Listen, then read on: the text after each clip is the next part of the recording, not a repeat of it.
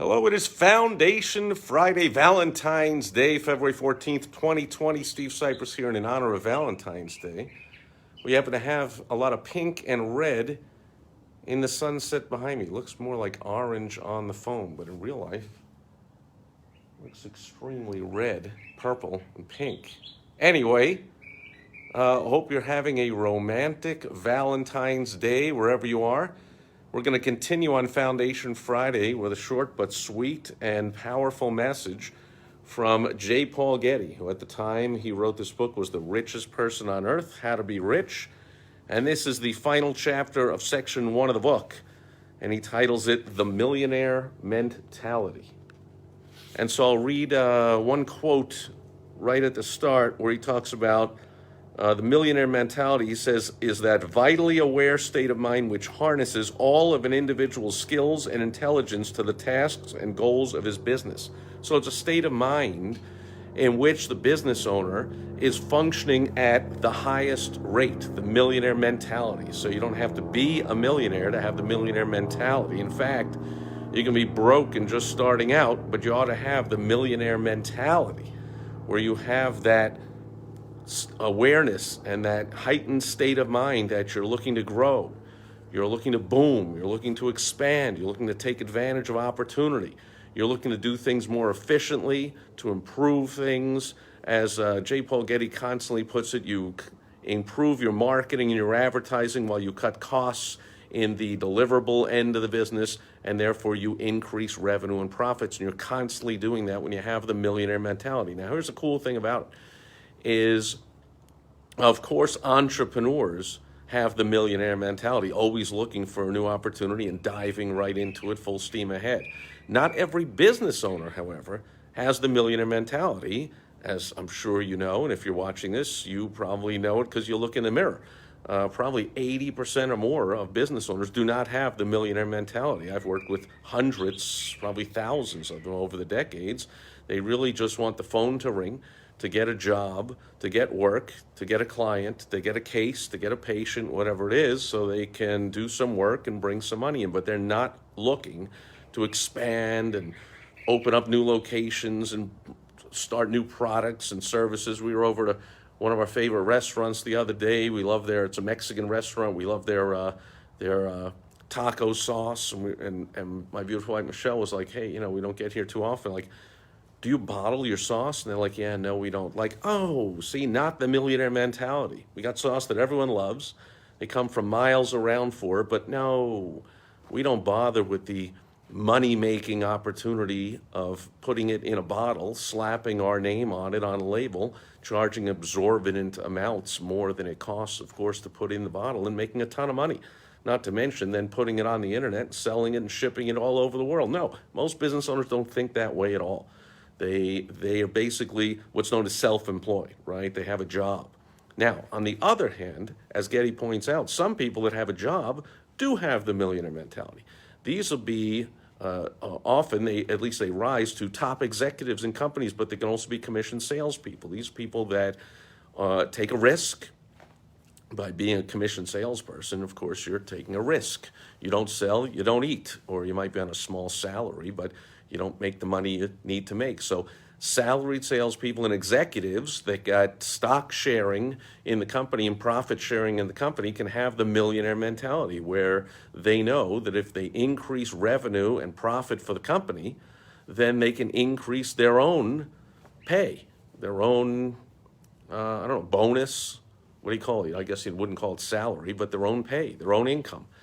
And so now, of course, most workers and unfortunately most business owners do not have the millionaire mentality. They're not as bad, as Getty points out, as postal workers who really just couldn't even give a crap.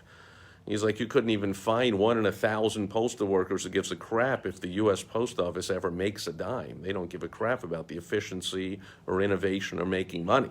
But most employees at least care a little bit about the company, and so do the self-employed. They care about the company, and they want the company to survive and do okay, but they don't have the millionaire mentality. The millionaire mentality, when you get it, and part of the way to get it is by reading books like How to Be Rich and hanging around people that have the millionaire mentality and attending the right seminars and workshops and masterminds and conferences where there are people with the millionaire mentality. So for crying out loud, it rubs off on you.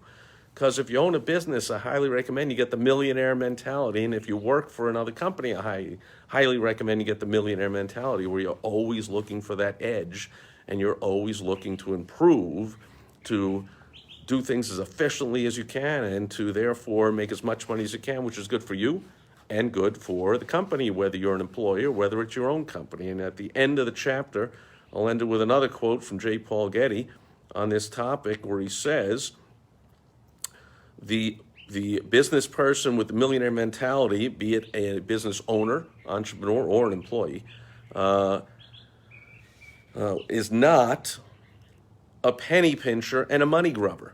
So it's not about cutting costs and cutting marketing and cutting advertising. That's the wrong. You don't cut advertising and marketing. You don't cut costs so that your product is shoddy or now you have to sell stuff at a low price. You don't do that. You watch your costs, you try to reduce them, and you strive to increase production and sales and thus profits in every way you can, because you have the interests of the company, the shareholders, and the employees at heart.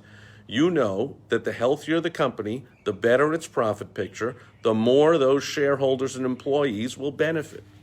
And I talked about this last week, I forget when, but I talked about, reading something from Trump from about 15 years ago, way before he was ever, president of the United States. Still hard for me to even say those words.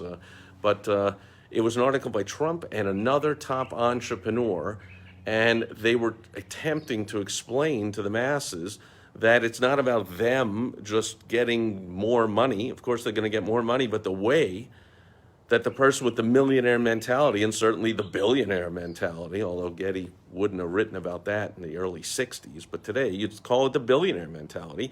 They understand that the way to get ahead, as Getty just said, what's best for everybody, is that everybody make more money, everybody benefit. And so, of course, now that Trump is the president, you see that.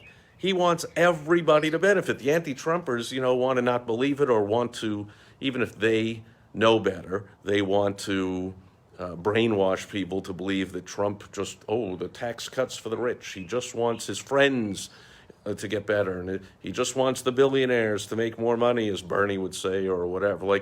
No, absolutely not.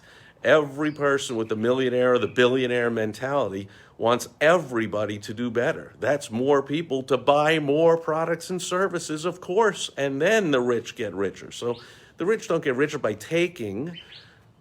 Criminals do. There's a Bernie Madoff every once in a while, or an Enron, but the large majority, people doing it right, people that are paying attention to what people like J. Paul Getty have to teach, are always looking to better everybody.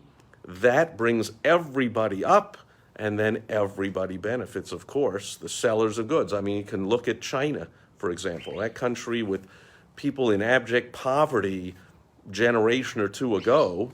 And so, sure, lots of people there, but they couldn't buy a lot of stuff. They were in poverty. Now, China has boosted itself up, doing really well. That's a huge market for all kinds of companies from the U.S. and around the world to sell stuff. So you need to boost people up so you can sell more stuff. That's part of the millionaire mentality. I hope you get it.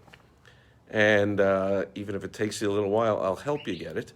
Because for the foreseeable future, we're doing a multi-part series every Foundation Friday on the teachings of J. Paul Getty in his classic and fantastic book, How to Be Rich. We'll start section 2 next Foundation Friday, and that'll do it as the sun sets in the west on this Valentine's Day in February 2020.